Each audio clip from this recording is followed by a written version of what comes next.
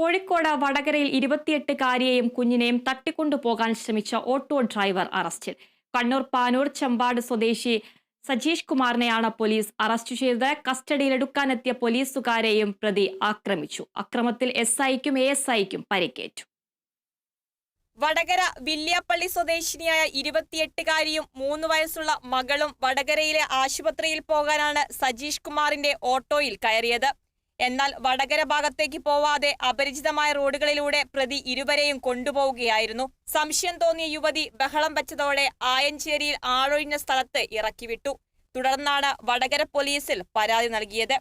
പരാതി ലഭിച്ചതിന് പിന്നാലെ പ്രതിയെ കസ്റ്റഡിയിലെടുക്കാൻ എത്തിയപ്പോഴാണ് അജീഷ് കുമാർ പോലീസുകാരെ ആക്രമിച്ചത്. അക്രമത്തിൽ വടകര SI രഞ്ജിത്തിനും ASI ഗണേശനും പരിക്കേറ്റു. SIയുടെ തലയ്ക്കടിച്ച സജീഷ് കുമാർ ASIയെ കടിച്ച് പരിക്കേൽപ്പിക്കുകയായിരുന്നു. പരിക്കേറ്റ പോലീസുകാർ വടകര ആശുപത്രിയിൽ ചികിത്സ തേടി.